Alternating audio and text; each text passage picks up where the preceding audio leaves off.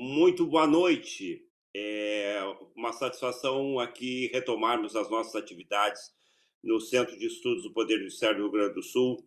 Hoje à noite, recebendo para diálogos telemáticos sobre o tema arrecadação, gastos de recursos e prestação de contas eleitorais, a doutora Denise Goulart Schlickmann, que é pesquisadora com atuação destacada em direito eleitoral, financiamento político, auditoria governamental e controle interno da administração pública, doutora e mestre em direito pela Universidade Federal de Santa Catarina e também graduada em direito, ciências contábeis e ciências econômicas.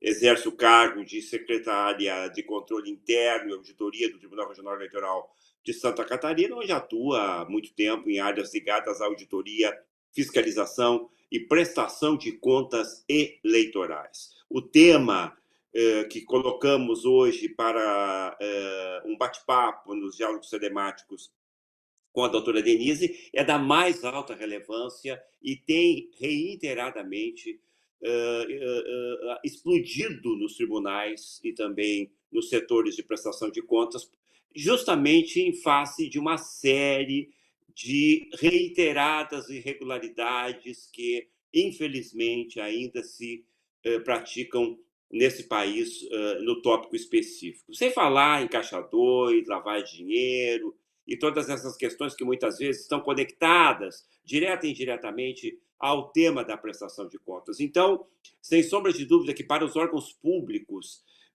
exercitarem essa tarefa de monitoramento, fiscalização e controle de gastos está cada vez mais complexo e desafiador, até por conta das ferramentas de tecnologia e de simulação e dissimulação criativamente utilizadas para despistar e dificultar tais atividades. Óbvio que isso não implica reconhecer que os protagonistas do cenário político eleitoral sejam prioritariamente imbuídos de má fé para o desrespeito dessas atividades. Não, não se trata disso.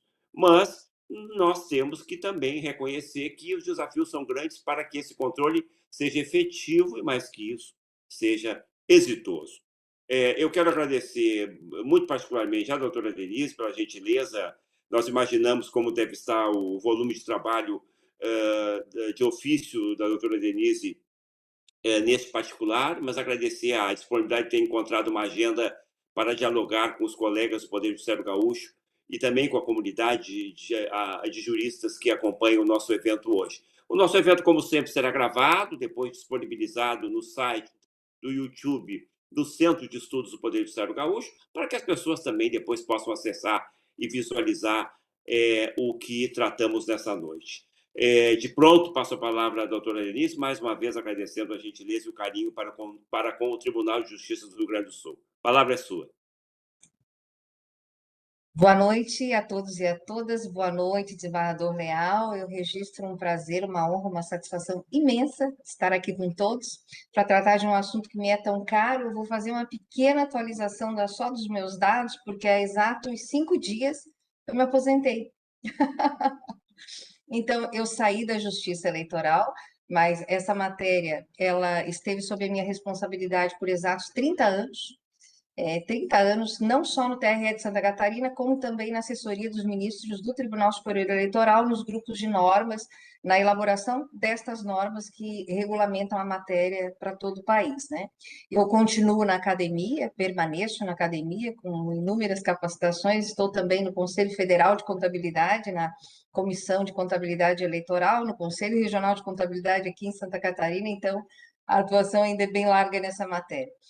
Mas sim, é uma matéria muito desafiadora. Eu vou compartilhar uma apresentação apenas para que possa ficar claro para todos, né? Porque há muitos detalhes, nós temos aí muitos detalhes a abordar, e eu creio que ficará muito mais tranquilo para que nós possamos, então, trabalhar a matéria, né? Os senhores possam se orientar aqui, possamos trabalhar com mais efetividade. Deixa eu compartilhar rapidinho aqui a apresentação. E aí, em seguida, continuamos. Eu creio que todos já estão vendo, né? Então, o que eu programei para tratar com os senhores hoje? Dos desafios do financiamento de campanhas eleitorais nas próximas eleições, os seus pontos que eu considero mais críticos e também as inovações que nós temos para estas eleições. Então, a nossa agenda é essa: nós vamos tratar dos pontos críticos em arrecadação de recursos, os pontos críticos em gastos eleitorais, e em seguida eu vou trazer para os senhores as inovações. Nós temos inovações para a eleição de 2026 também. Mas antes de entrar propriamente nessa seara mais específica dos pontos críticos, eu preciso situar todos. Quando nós falamos de financiamento de campanhas eleitorais, nós precisamos entender isso como um processo eleitoral, não um processo judicial, mas um processo eleitoral que já se inicia no começo da campanha eleitoral. Por vezes, nós que estamos no Poder Judiciário, nós costumamos tratar a atividade de prestação de contas como o processo judicial de prestação de contas, que vai estar sob o nosso crivo no Poder Judiciário apenas lá no mês de novembro. Mas este é um equívoco. Nós começamos com o processo de financiamento de campanhas eleitorais já no início da campanha eleitoral. Então, nenhum candidato ou partido político ele pode iniciar arrecadação e gastos eleitorais sem observar determinados pré-requisitos. Esses pré-requisitos para os candidatos são a solicitação de registro de candidatura, que é feita pelo partido político, com isso, a obtenção de um CNPJ de campanha, um Cadastro Nacional de Pessoa Jurídica, embora ele não se torne uma pessoa jurídica, mas para diferenciá-lo da condição de pessoa física, que ele continua no cotidiano vivendo, com todos os seus direitos e também deveres de um cidadão, mas que não se confunde com a matéria da candidatura. Então, esse CNPJ qualifica, por exemplo, a Denise, pessoa física, mãe, esposa, etc., da Denise candidata. Isso é completamente diferente. Com esse CNPJ, ele precisa abrir uma conta bancária de campanha eleitoral e com esta campanha eleitoral, ele dá lastro a toda a movimentação financeira de campanha. Então, isso para o candidato, partido político, a mesma coisa, com a diferença de que o partido político não recebe CNPJ novo, porque ele já é uma pessoa jurídica de direito privado. Então, ele precisa observar determinados pré-requisitos. Depois disso, precisa se preocupar com a arrecadação de recursos. A arrecadação de recursos ela tem um rol de regras que diz desde a licitude dos recursos propriamente ditos, quais são os recursos que podem, os que não podem ser arrecadados e como eles podem ser arrecadados.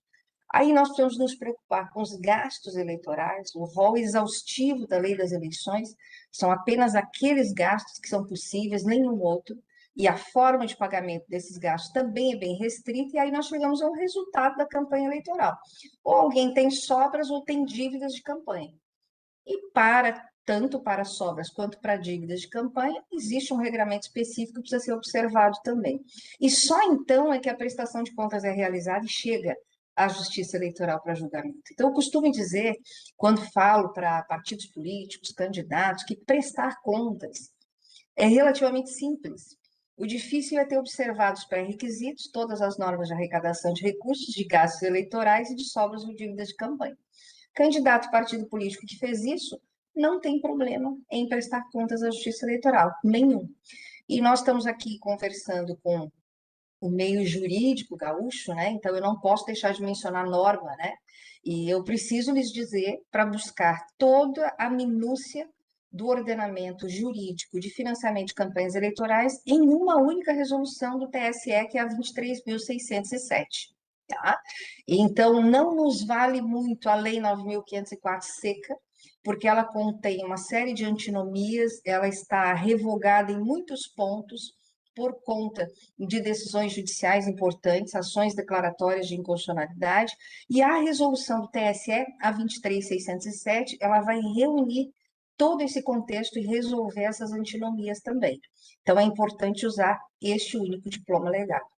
E aí vamos chegar, então, aos pontos críticos de arrecadação de recursos. O primeiro deles diz respeito justamente ao descumprimento de pré-requisitos. Então, é muito fácil não ter cumprido um pré-requisito importante. E aí todo o financiamento vai estar comprometido.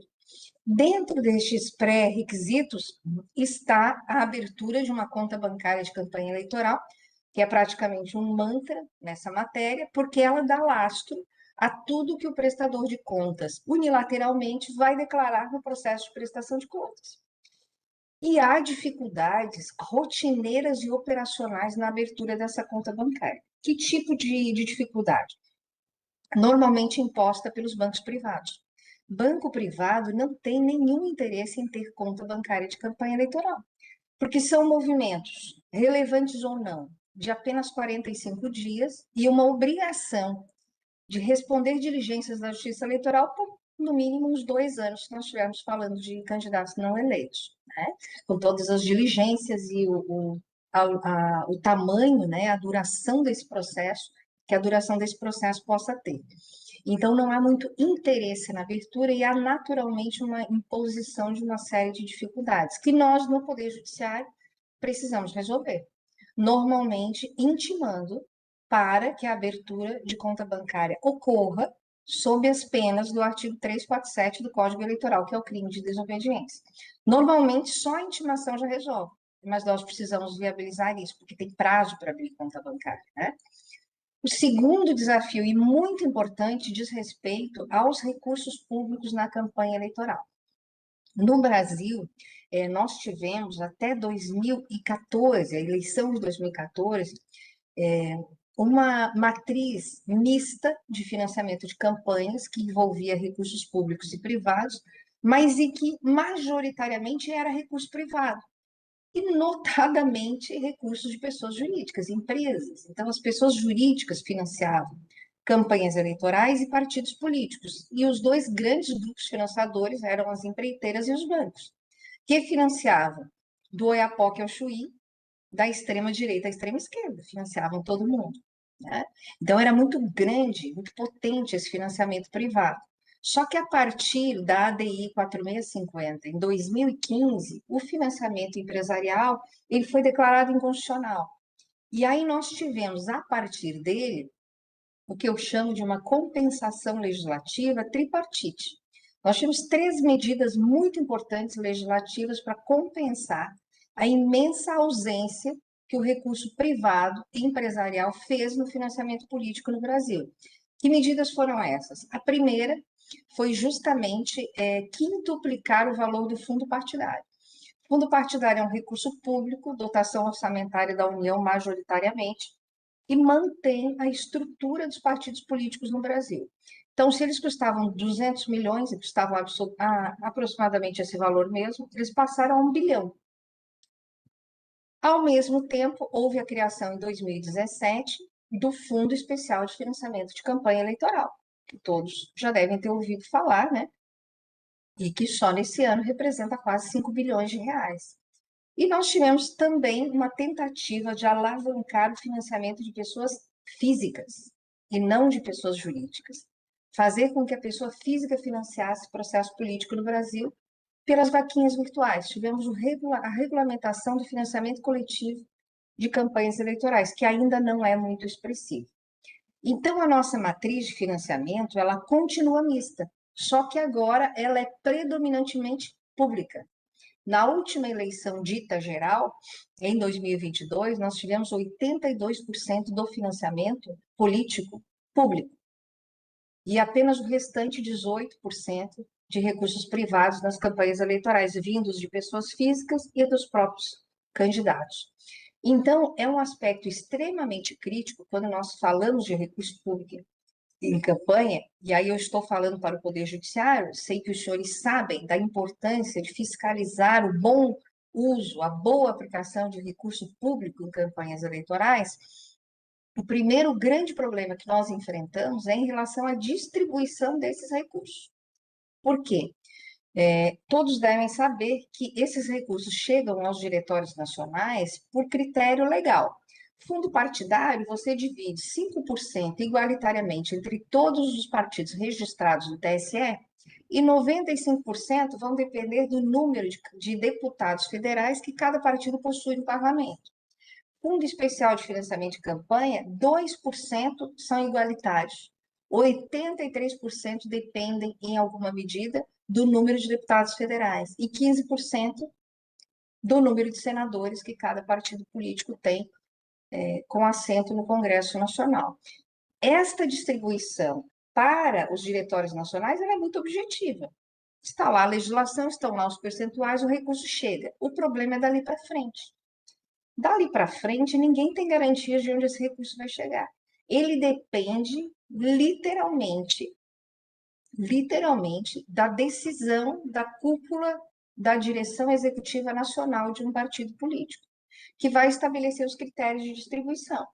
E hoje, os parâmetros legais, eles são tão, eu não digo irregularmente, mas eles são tão instavelmente constituídos que eu posso, por exemplo, ter no meu partido político uma candidata mulher, preta ou parda, como vice-candidata de uma eleição majoritária e aportar quase todos os recursos lá, porque ela cumpre critérios de aplicação mínima. Nós já vamos ver isso um pouquinho mais adiante. Então, esta distribuição por si só, ela é muito delicada.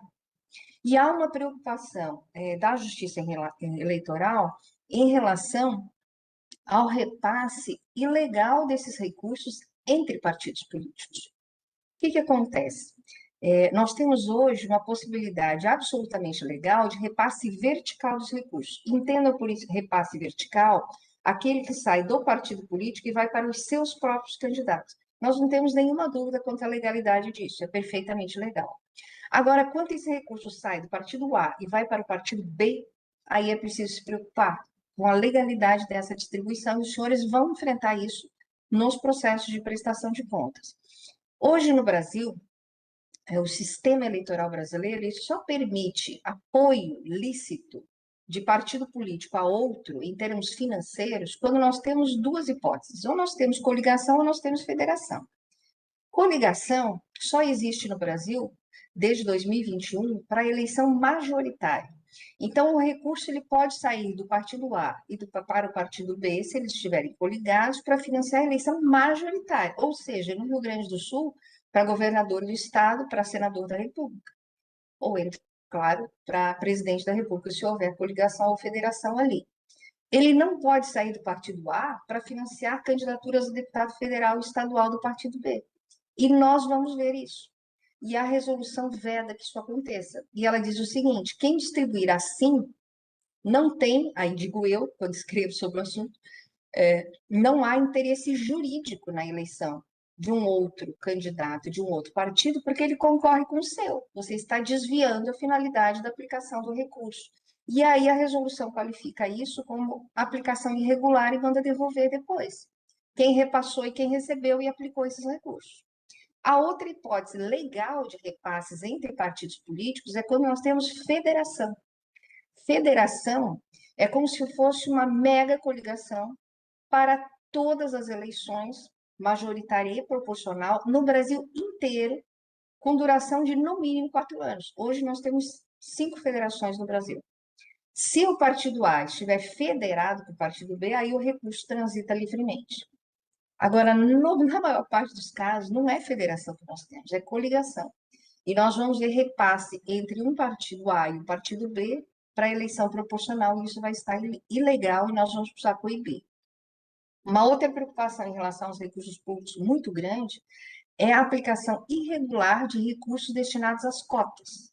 Hoje nós temos cotas para candidaturas femininas, candidaturas negras e nesta eleição, e pela primeira vez que eu deixei para tratar lá na parte de inovações, candidaturas indígenas.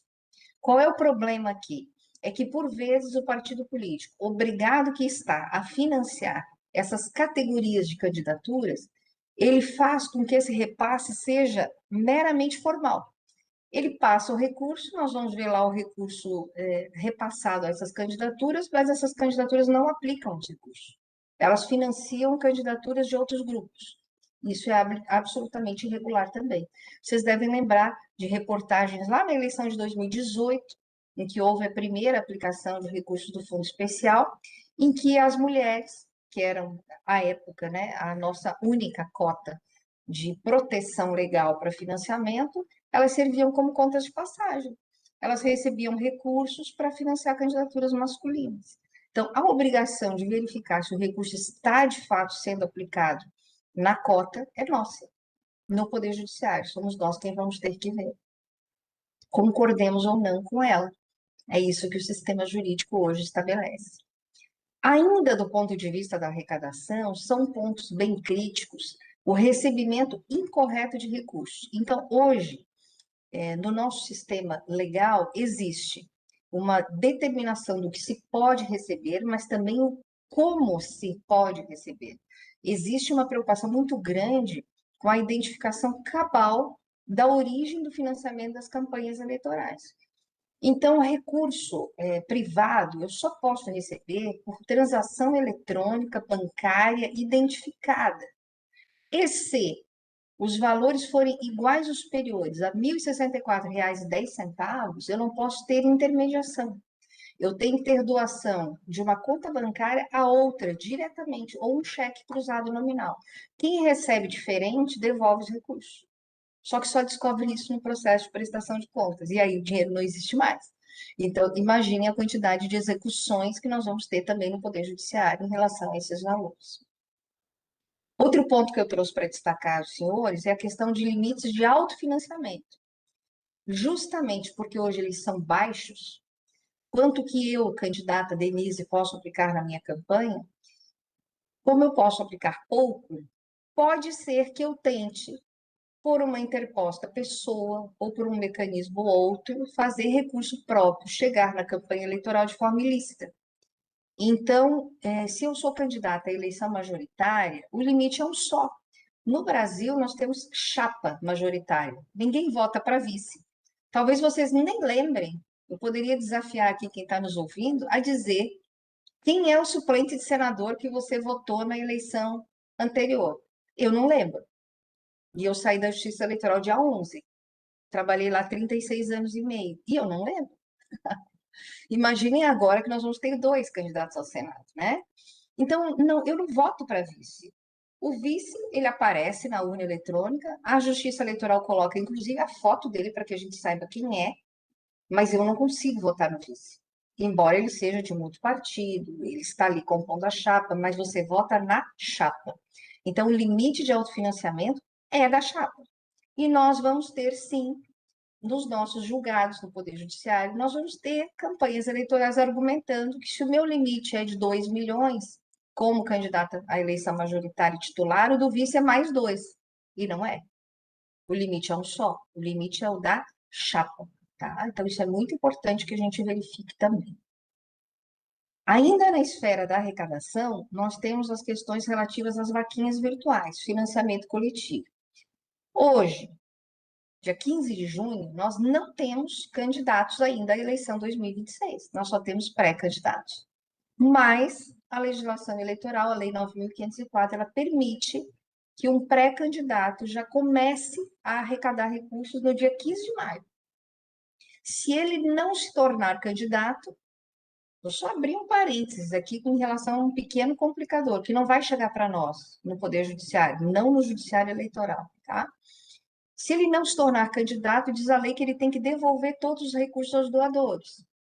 Será que devolve mesmo, gente? Se não devolver, quem cobra isso? A Justiça Eleitoral não tem jurisdição sobre isso, porque a pessoa sequer se tornou candidata. A Justiça Comum, sim. Mas será que alguém que fez uma doação de R$ 100, por exemplo, vai atrás desse recurso? Não vai, né? Então, nós já temos um complicador pelo simples fato de ele arrecadar antes da eleição. O segundo complicador é que é muito fácil arrecadar recursos de fonte vedada e de origem não identificada, 2 fontes ilícitas, para a legislação eleitoral por meio do financiamento coletivo. Porque, nessa circunstância, o prestador de contas, ele contrata uma empresa, que nós chamamos de instituição arrecadadora, só pode contratar quem está cadastrado no Tribunal Superior Eleitoral, e o TSE, a única coisa que ele faz por, claro, cumprimento da legislação eleitoral, verificar se essas empresas atendem às exigências da Comissão de Valores Imobiliários e do Banco Central em relação à capacidade de operar arranjos de pagamento, mas ela não verifica idoneidade. Então, se eu sou candidata e contrato a empresa X para arrecadar em meu nome, eu estou contratando um terceiro que pode arrecadar recursos absolutamente ilícitos. Só que quem responde sou eu. Eu continuo com a responsabilidade. Eu terceirizo a competência, mas nunca a responsabilidade. E é comum. receber recursos de fonte vedada e origem não identificada por essa via. E quando isso acontece, tem um complicador adicional, porque estas empresas, elas abrem contas bancárias específicas para cada um dos candidatos. Estas contas, chamadas contas intermediárias, elas estão protegidas por sigilo fiscal. Então, a conta de campanha eleitoral do prestador de contas não tem sigilo, mas essa tem. Então, se nós verificarmos qualquer irregularidade ou suspeita de ilegalidade, é preciso quebrar o sigilo dessas contas para conhecer de fato quem são os financiadores dessa campanha eleitoral quanto ao financiamento coletivo, ok? Candidatos e partidos também podem, para arrecadar recursos, comercializar bens. Não é muito comum na região sul, mas é bastante comum realizar eventos, realizar almoços, jantares de adesão. Em Santa Catarina tem muito, eu sei que no Rio Grande do Sul também. Você pode vender um prato de carreteiro a 5 mil reais. O prato não vale 5 mil reais, você não está vendendo o prato, você está captando doação, né? Só que a maior parte das pessoas que fazem eventos para arrecadar recursos, candidatos e partidos, não alcança a compreensão de que está arrecadando doações. São doações de campanha eleitoral. E essas doações estão protegidas, estão regulamentadas pela legislação eleitoral e precisa se cumprir todos os requisitos que lá estão. Desde a fonte vedada, a origem não identificada, a forma de recebendo esses recursos sob pena de devolução. Nós temos muitas devoluções de recursos em razão da realização de eventos de forma incorreta. Por exemplo, receber tudo em dinheiro. Você não pode fazer isso. Acima de 1.064, primeiro você tem que receber na conta bancária de campanha eleitoral, né? Mas acima de R$ 1.064,10, valores iguais ou superiores, só transação eletrônica com identificação de CPF direta entre doador e beneficiário. Eu participei aqui de um processo, instruindo o processo no TRE de Santa Catarina, em que um candidato arrecadou uma quantidade grande de recursos em evento, em que os convites custavam R$ 2.000, foram todos arrecadados em dinheiro. Todos os valores foram devolvidos, 100% dos valores. Eles já não existiam mais, o candidato precisou parcelar isso. Fontes vedadas. Quem não pode doar para campanhas eleitorais? Hoje, 3 categorias. Pessoas jurídicas, recursos de origem estrangeira, que podem vir de um nacional, e é muito difícil identificar essa circunstância, mas se o recurso for de origem estrangeira, ele é vedado, e permissionários de serviço público. Há uma dificuldade gigante de identificar quem são os permissionários de serviço público no Brasil, porque esse instituto ele é precário. União, estados, municípios podem declarar alguém em particular como permissionário de serviço público, só que esse instituto é absolutamente precário. Então, eu posso ter alguém que é permissionário hoje, não é mais amanhã. Posso ter alguém que não era hoje, que passe a ser amanhã. A Justiça Eleitoral, ela tenta auxiliar na identificação dos permissionários através da coleta de um banco de dados no Brasil inteiro, naquele momento, mas isso é um retrato estático, que não é definitivo. Então, existe uma dificuldade bastante grande de identificar permissionários de serviço público.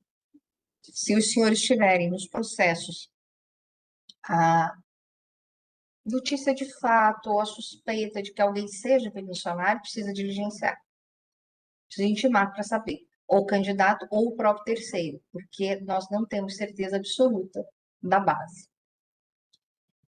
Em recursos de origem não identificada, então imaginem os senhores, se eu tenho toda uma normativa jurídica que diz de quem eu não posso receber recursos, quando eu não sei de onde esse recurso vem, eu não tenho como garantir a licitude, né? E nem a observância dos limites. Por exemplo, pessoas físicas só podem doar até 10% dos rendimentos brutos que auferiram no ano anterior ao da eleição. Se eu não sei direito quem está financiando uma campanha eleitoral, é claro que eu não tenho como garantir licitude disso, né? Nem da fonte, nem da forma. E então, diz a legislação eleitoral que recurso de origem não identificada não pode financiar uma campanha eleitoral e precisa ser recolhido ao Tesouro Nacional.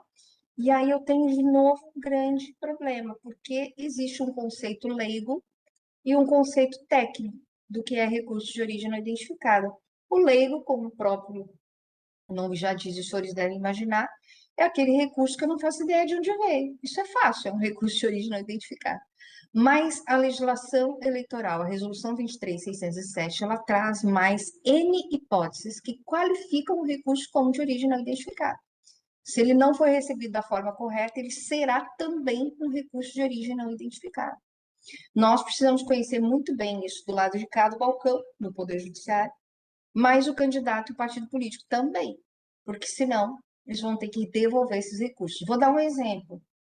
Um doador, pessoa física, identificado como CPF inválido. CPFs e CNPJs, hoje no Brasil, são as grandes chaves de identificação do sistema financeiro nacional. Não adianta saber que eu sou Denise Goulart Lickman, que eu moro na rua tal, que eu tenho olhos verdes, que eu sou loira, que eu meço 1,70 m, que eu moro não sei aonde, que eu calço o número X. Se não souber o meu número de CPF para o sistema financeiro nacional, eu não sou ninguém. E os controles do sistema financeiro nacional não podem incidir sobre a ausência de CPF ou CNPJ corretos. Então, isso qualifica como recurso de origem não identificada. E aí, lá do outro lado, nos recursos arrecadados, pontos mais críticos são esses. Lá nos gastos eleitorais, os pontos críticos concentram-se nos gastos mais críticos, que são esses três aqui. Gastos com impulsionamento de conteúdo, com combustíveis e com pessoal. Gastos com impulsionamento são críticos para nós porque nós obedecemos, nós, eu digo, o mundo eleitoral, nós entramos praticamente num contrato de adesão. Nós somos um grão de areia no oceano para as grandes empresas, as grandes big techs do meio digital, né? Os senhores sabem que a propaganda eleitoral, ela vem migrando absurdamente para a esfera digital. E eu hoje, para atingir os meus eleitores, eu preciso impulsionar conteúdo. Só que Meta, Google, etc., não fazem normas específicas para a candidata Denise. Vocês não, você é mais um, você quer impulsionar, maravilha, pode impulsionar, mas aqui funciona assim. Você compra créditos, eu impulsiono, vou emitindo notas fiscais e ao final te devolvo o que sobra. E é isso que acontece. E nós estamos com os processos cheios de candidatos e partidos declarando o que compraram de créditos e não efetivamente o que houve de prestação de serviço. E a diferença vai ser restituída a eles e não pode ficar com eles. Então, são sobras de campanha.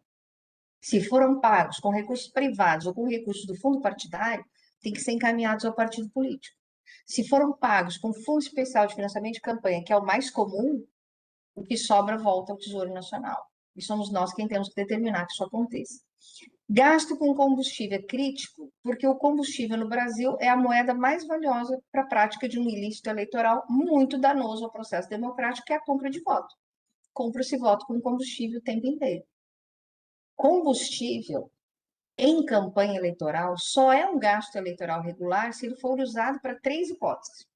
Para abastecer veículos que estão cadastrados na campanha desde o início da campanha, para abastecer veículos em carreata, e tem limites para isso tudo, ou para abastecer geradores de energia. Fora disso, nós não temos gasto regular com combustível e também é gasto ilícito. A criticidade dos gastos com o pessoal está no fato de que nós podemos estar tendo aqui uma verdadeira distribuição de renda. O mesmo serviço sendo feito, para um eu pago R$ 500, para o outro eu pago R$ 50 mil. E isso não é um exemplo hipotético. Isso está nos processos em que eu já atuei, inclusive, né? Então, nós temos que ter cuidado com isso. E aí, a legislação eleitoral, para evitar o desvio de finalidade, o rateio dos recursos públicos, né? Ela exige que os gastos do pessoal sejam muito detalhados, que eu saiba quem são as pessoas, o que elas fizeram, onde elas trabalharam, e temos que ter também justificativa de preço. Aqui nós temos uma criticidade bastante grande, ok? Despesas pessoais. Há uma intenção sempre recorrente de incluir as despesas pessoais como gastos eleitorais. E não se pode fazer isso. A própria lei eleitoral exclui as despesas pessoais do conceito de gasto eleitoral. Então, há recorrentemente pagamento indevido disso e é preciso devolver ao erário. Vamos rapidamente para as inovações. A Resolução 23.607 ela tem alterações para 2026 que estão focadas em aspectos meramente formais e outros muito importantes que são materiais, substanciais mesmo. Formais, rapidamente, só para exemplificar para vocês. Dispensa emissão de recibos eleitorais para recebimentos por Pix e transferência de recursos públicos. Já não era exigido. Isso saiu agora na emenda constitucional 133, mas já não era exigível na lei 9.504, então não nos serve para nada. Segunda inovação formal, a resolução diz que candidatos e partidos devem abrir contas eleitorais preferencialmente no Banco do Brasil e na Caixa Econômica Federal. Preferencialmente, porque já são estes bancos que abrem contas eleitorais. Temos que devolver integralmente os recursos públicos recebidos se houver julgamento pela não prestação de contas. Esse já é um reflexo natural do processo, só agora passa a estar mais didaticamente explícito na resolução, mas não é uma inovação propriamente dita. Agora, nós temos algumas alterações que são, de fato, inovações. A primeira delas, muda o parâmetro de contagem de prazo para abertura de conta bancária de candidatos. Ele era de 10 dias da concessão do CNPJ que eu me referi anteriormente, agora não precisa abrir, precisa requerer. Tem prós? Tem. Nós não vamos responsabilizar candidatos por inércia dos bancos. Tem contras? Tem. Isso pode adiar as aberturas de conta. Nós só temos 45 dias de campanha. Se eu digo que a conta bancária tem que registrar absolutamente toda a movimentação de campanha, quanto mais tarde o candidato abrir, pior. Para ele e para nós. Para a fiscalização dificulta muito também, né? Nunca se pode transferir recursos entre contas bancárias de natureza distintas. Por exemplo, o candidato tem que ter conta para recurso privado, para fundo partidário e para fundo especial de financiamento de campanha. Esses dois últimos só se ele receber. Esses recursos não podem transitar entre as contas. Agora pode. Apenas para pagar tarifa bancária se você não recebeu recursos naquela conta. Isso é só para resolver problema operacional dos candidatos. Foi uma boa inovação, ok? Há uma inovação que, na minha visão, é imprópria, que é o seguinte, ela diz o seguinte, olha, candidato que pagar dívidas de campanha não assumidas pelo partido político com recurso de origem não identificada, fonte vedada ou recurso próprio acima do limite legal, está sujeito a devolver ao erário. Mas essa circunstância, se ela acontecer, ela não estará mais sob a jurisdição da Justiça Eleitoral. Então, nós nunca conseguiremos aplicar essa inovação. Por quê? Porque a assunção de dívidas de campanha, ela é um requisito do candidato pelo partido político do momento da prestação de contas. Se alguém não tiver esse requisito e tiver dívida de campanha, muito possivelmente vai ter contas desaprovadas. Mas esse processo transita em julgado e a Justiça Eleitoral não tem mais nenhuma ingerência sobre ele. Então, nós nunca conseguiríamos fiscalizar isso aqui. Tá? Então, não é algo que nós vamos poder, de fato, na prática, aplicar. Temos um novo gasto eleitoral, que é uma inovação importante, são as despesas com prevenção, repressão e combate à violência política, bem como contratação de segurança para proteção de candidaturas, observando-se a lei específica que trata de segurança. O problema que nós temos aqui é que talvez nós tenhamos nos antecipado ao novo Código Eleitoral, porque a Lei 9.504 ela traz um rol exaustivo de gastos eleitorais. E por resolução, o TSE inseriu mais essa, que se pode deduzir da Lei 14.967, mas não é tão claro assim. Teremos um gasto novo nessa eleição. Carreatas. As carreatas, onde se pode ter gasto com combustível, né, como nós vimos, as carreatas, elas precisam já, 2 eleições, ser informadas à Justiça Eleitoral com até 24 horas de antecedência, para que a gente saiba que elas vão acontecer. Quem não informar, a carreata não está proibida, só que o combustível não será gasto eleitoral.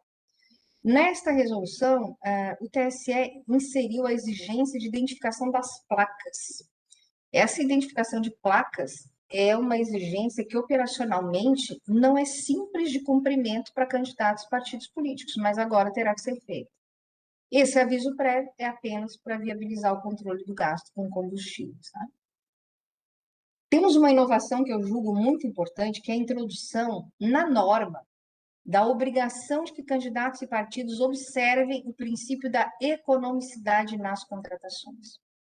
Então, nós temos um parâmetro adicional que pode se sobrepor à idoneidade de uma documentação fiscal. Eu posso ter uma nota fiscal perfeita, mas pode haver questionamento sobre a economicidade daquela contratação.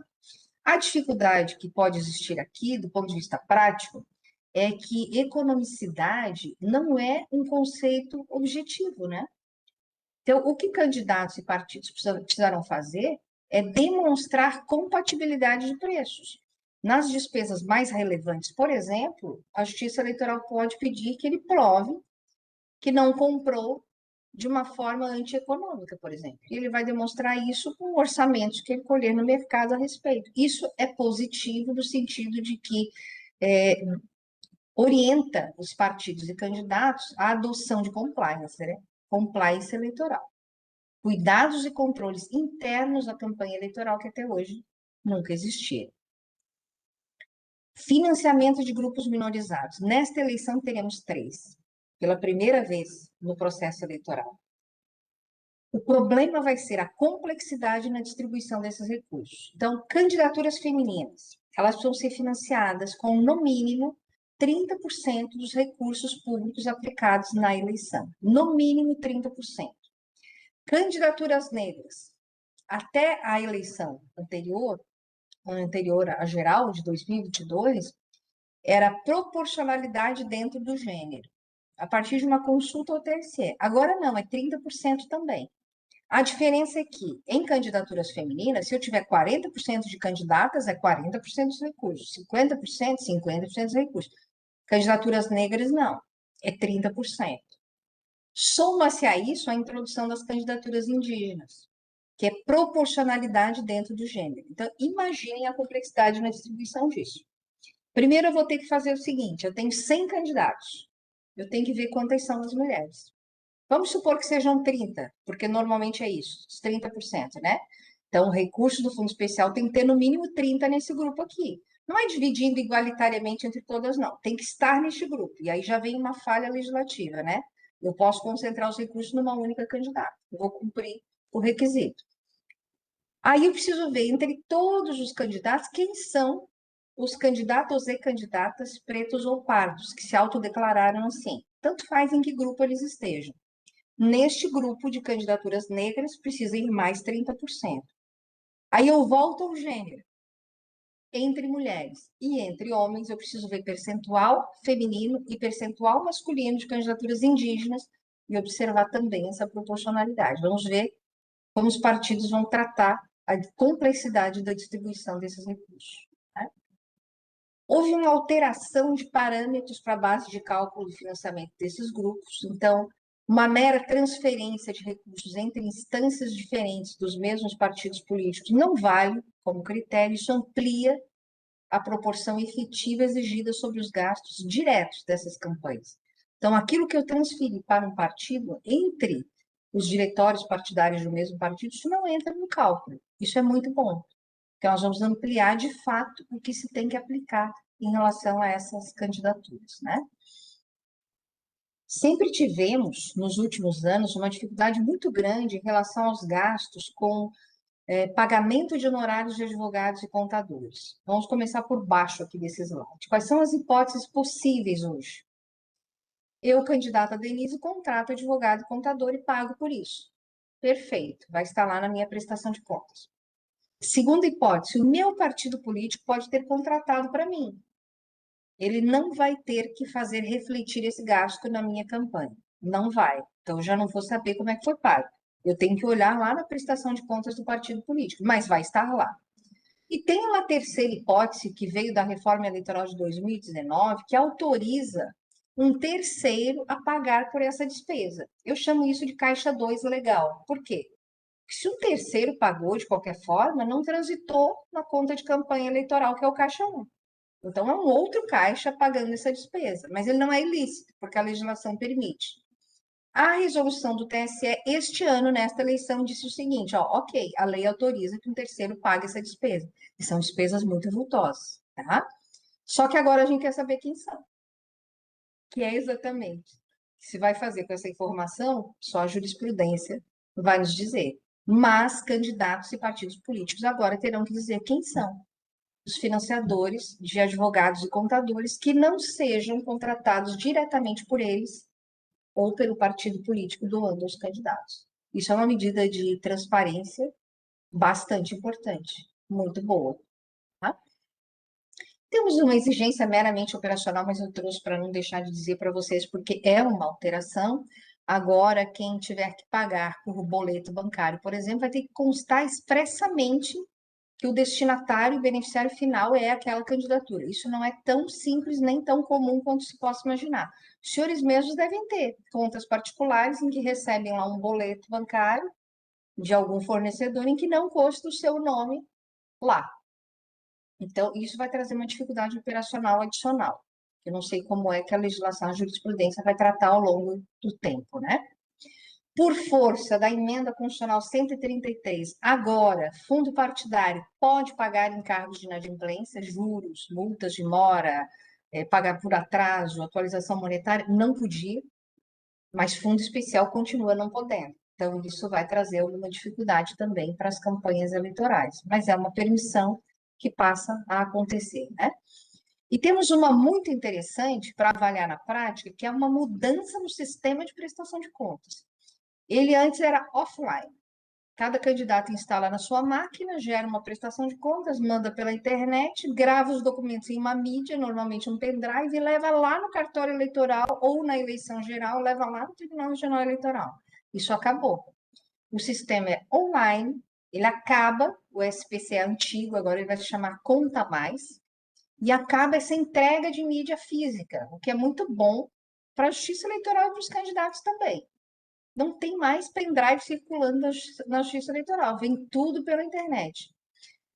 Há uma grande vantagem que eu vejo em relação a isso, que é a possibilidade de ampliação do controle social, porque se o sistema é online, qualquer um pode consultar a qualquer hora os seus resultados, vem imediatamente, a Justiça Eleitoral divulga, muito bom, e amplia também as possibilidades de fiscalização pela Justiça Eleitoral. Então, nós temos uma inovação importante, é o primeiro ano, né, a primeira eleição desse sistema funcionando. Vamos torcer pelo bom funcionamento dele, é claro, para ambos os lados, né? Temos uma restrição que estará em vigor, que é a impossibilidade, a preclusão processual, né? Impossibilidade de juntar documentos depois do parecer técnico conclusivo na instância ordinária, a não ser que seja para evitar enriquecimento ilícito da União. Essa é a norma que está na resolução. Eu vejo aí uma restrição ao contraditório, mas a resolução do TSE diz exatamente isso. Então, a Justiça Eleitoral vai sim poder negar-se ao recebimento de qualquer documento depois de um parecer técnico conclusivo, a não ser que seja para evitar enriquecimento ilícito da União. Ok? São as nossas principais inovações. Para não ultrapassar o meu tempo, eu vou deixar o meu contato aqui.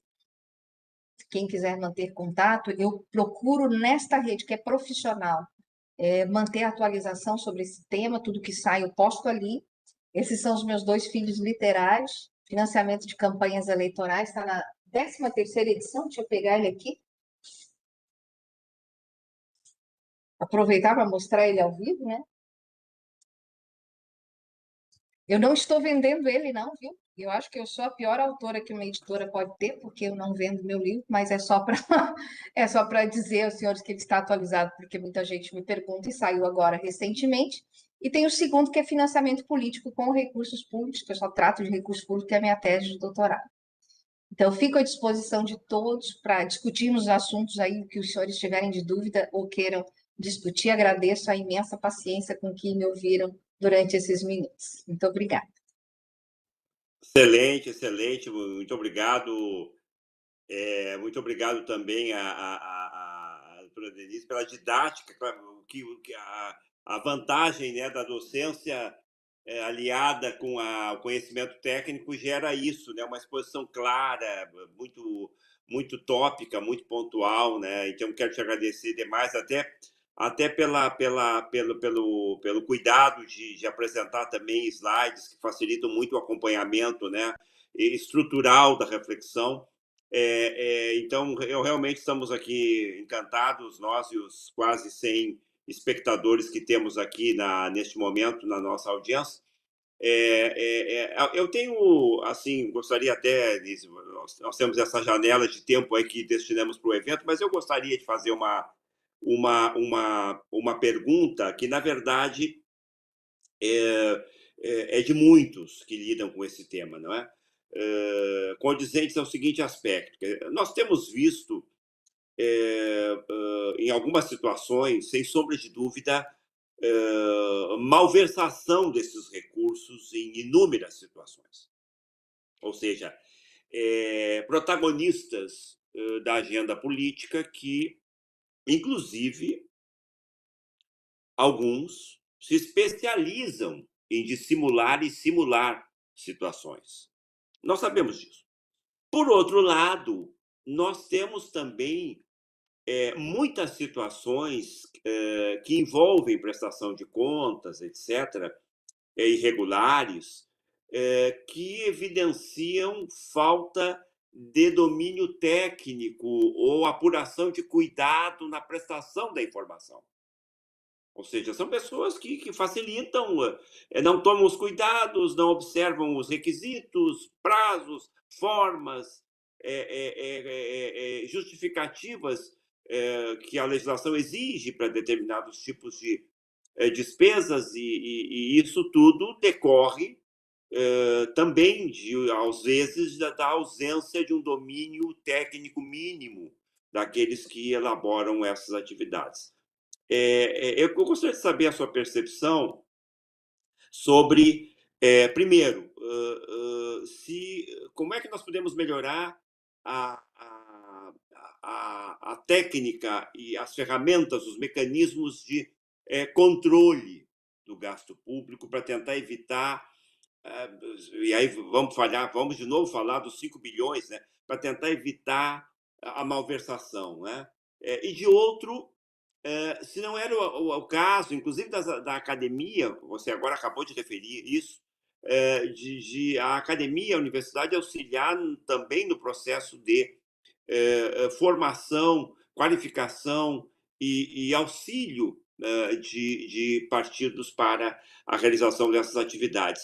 Eu te pergunto essa segunda questão porque em alguns países existe uma participação muito intensa da academia, das universidades, colaborando até pela via da extensão universitária, colaborando para determinados tipos de atividades envolvendo prestação de contas. Não é? E aqui no Brasil a gente vê muito pouco isso. Bom, primeiro que o direito eleitoral é um ilustre desconhecido para as universidades brasileiras como um todo. Agora que a OAB está exigindo, colocou na sua grade de exigência da prova o conteúdo do direito eleitoral, propriamente dito. Se nós formos olhar o espaço que as universidades têm dado para o conteúdo do direito eleitoral é muito pequeno, quiçá quando existe uma disciplina específica que trate de temas, quiçá essa questão da prestação de contas, que é um campo multidisciplinar.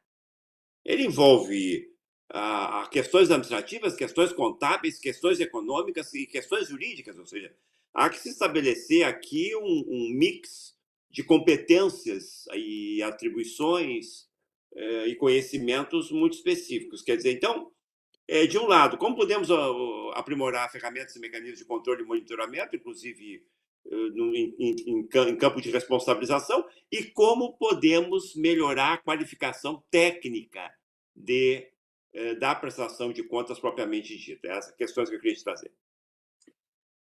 Pois não. Eu penso que a Justiça Eleitoral ela já evoluiu muito em relação às questões de controle pelas ações de inteligência. Eu tive a oportunidade de compor o núcleo de inteligência da Justiça Eleitoral no TSE, e nós nos unimos ao Ministério Público Federal Eleitoral, ao Tribunal de Contas da União, à Secretaria da Receita Federal, à Polícia Federal e ao COAF, para identificar o que nós denominamos na Justiça Eleitoral de tipologias específicas que tinham vínculo com desvio de finalidade do gasto potencialmente mais relevante, que é o de recursos públicos, né? Então, nós evoluímos muito. Para o senhor ter uma ideia, por exemplo, nós conseguimos identificar muitos nexos em que havia uma evidente ausência de capacidade econômica de doadores ou de capacidade operacional de fornecedores. Então, por exemplo, simplesmente cruzando bases de dados públicas. Lá em 2016, quando foi a nossa primeira atuação, nós identificamos 290 CPFs de pessoas mortas sendo usados para lavar dinheiro em campanha eleitoral. E eu sempre costumo brincar que não são as pessoas que doam nesse minuto, se emocionam e morrem, não. A pessoa sempre morreu um dia antes da doação. Assim como pessoas recebendo auxílios assistenciais que são próprios à característica de vulnerabilidade daquela pessoa doando centenas de milhares de reais, ou seja, algo absolutamente impossível. Com certeza também lavagem de dinheiro, né? Muito possível. Nos gastos eleitorais, empresas fornecendo valores muito grandes de serviços e materiais sem ter absolutamente estrutura nenhuma, por exemplo. Isso tudo nós conseguimos identificar. Então, nós temos hoje, senador, pelo lado da inteligência na justiça eleitoral, cruzamentos de dados eletrônicos maravilhosos. Agora, o que é que está faltando? Eu acho que falta atuação do Ministério Público Eleitoral, porque esses indícios de irregularidade, são assim que são tratados, eles são destinados originariamente ao Ministério Público Eleitoral, para que ele avalie e proceda às investigações para nós verificarmos se de fato há irregularidades ou ilícitos aí. Então, nós precisamos disso, porque no processo de prestação de contas, ele é muito curto, né? Nós temos que julgar e publicar decisões de candidatos eleitos até o dia 19 de dezembro. Então, nós precisamos de um Ministério Público Eleitoral atuante. Ferramentas hoje nós temos muitas. E eu penso que para sair do processo, da formalidade do processo, só a investigação. Então, ela de fato precisa acontecer. E ela acontece, infelizmente, ela acontece pouco. E aí, claro, por outro lado, não adianta só investigar. Nós precisamos trabalhar como sociedade para efetiva implementação de sanções que sejam hábeis a coibir esse tipo de conduta. Porque o que nós vemos com o passar dos anos, eu não sou favorável à criminalização da política, não. Mas a criminalização do ilícito, sim. O ilícito precisa ser exemplarmente sancionado. E nós temos muito poucos instrumentos de sanção, salvo devolução de recursos.